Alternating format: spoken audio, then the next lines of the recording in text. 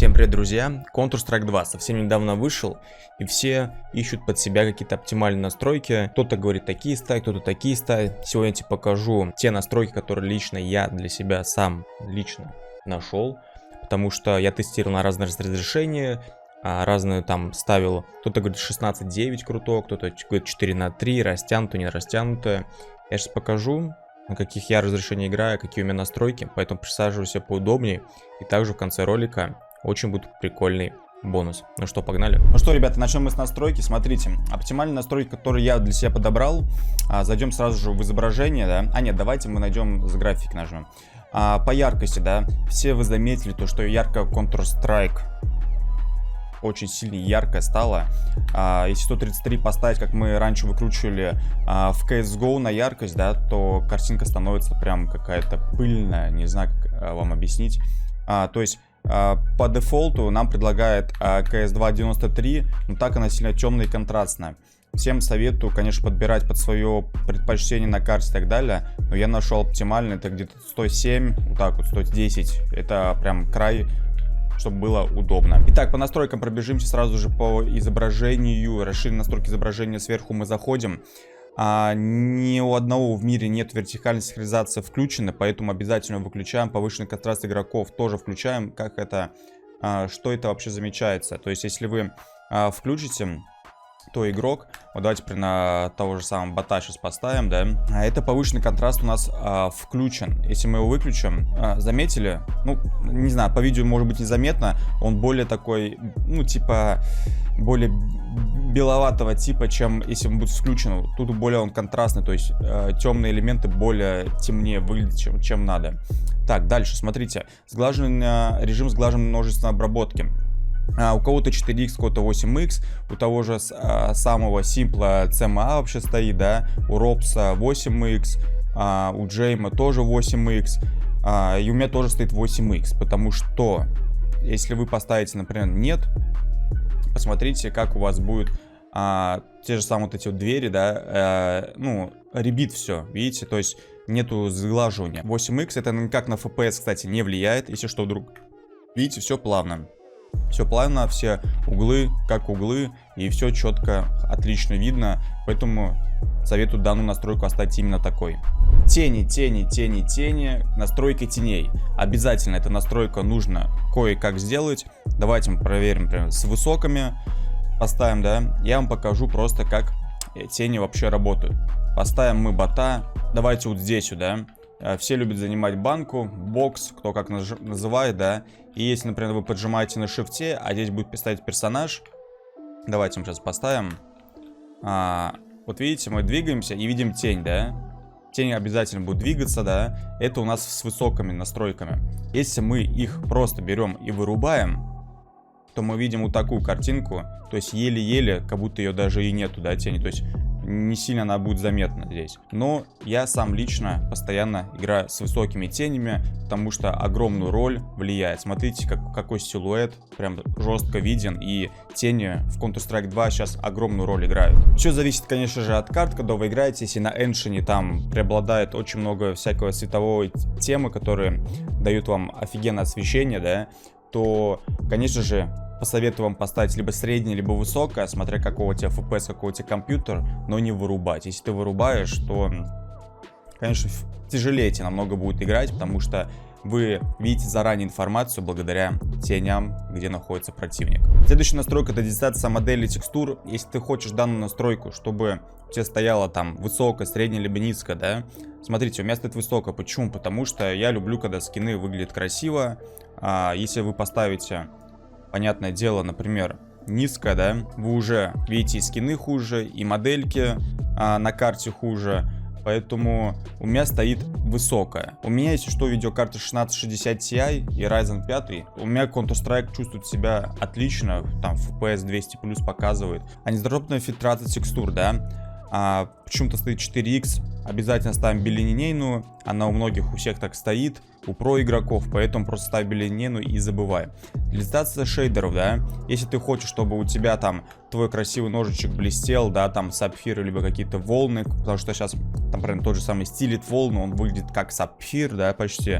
Если ты хочешь, чтобы он у тебя красиво выглядел, обязательно ставь дистанция шейдеров на высокое. Если ты хочешь, чтобы он просто не блестел и просто выглядело как-то обычно, просто поставь низко и кайфуй от FPS. FPS, еще раз, много раз FPS. Потому что Counter-Strike 2 намного жрет FPS, чем Counter-Strike Global Offensive, которая у нас предыдущая была. Ставьте просто то, как тебе будет комфортнее. Расширенный динамический диапазон. Либо качество, либо производительность также влияет на картинку с темного на светлую, когда вы тени переходите. Я ставлю производительность, потому что больше FPS у про игроков также стоит. Данная команда Fidelity FX у всех стоит выключенное высшее качество.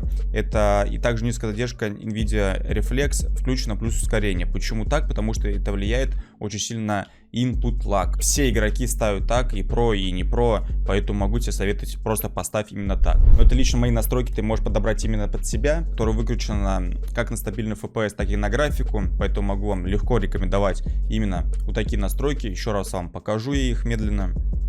А так, Counter-Strike 2 вышла, офигенные красивые скины вышли, все хотят побегать с красивыми скинами. Сам лично тоже уже хочу обновить свои скины, тот же самый какой-нибудь Авик, Юсп, либо Калаш. Да даже М-ку я хочу с Эцкой побегать, потому что М4А4 мне уже надоело, да. Вроде бы красивый скин, но не настолько красивый. Поэтому сейчас пойдем вместе с вами, попробуем достать прикольные скины и потом с ними просто побегать. Так, зашли мы с вами на MyCSGO, чтобы попробуем какие-нибудь скинчанские прикольные вывести и выбить. Так, я здесь пополнил 8000, промокод Деннерс ввел.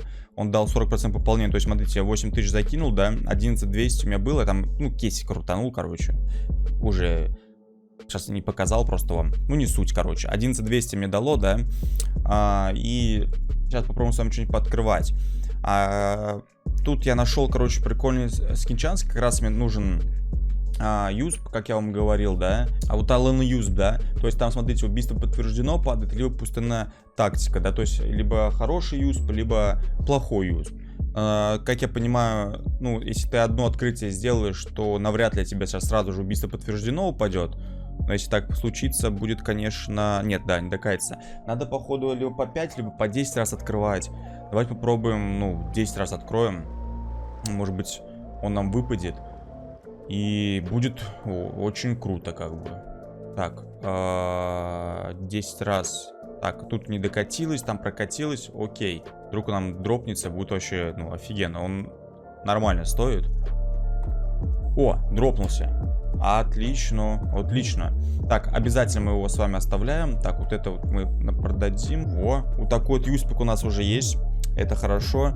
Тут, кстати, есть и М-ка тоже. Ну, блин, 2000 рублей открытие стоит. Но если ее выбить, она стоит 17 тысяч, чтобы вы понимали. 17. Один раз рискнем. Давайте попробуем. Один раз откроем. Если... Отлично! Ребята, и М-ка, и Юсп уже есть в инвентаре. Да нет, давайте дальше пооткрываем на 400. Я уже и так в хорошем плюсе. М-ка выпала за 17 800. Ну тут, да, можно сказать, смело 18. Ну, я считаю, это круто. Блин, с чем бы мне еще побегать?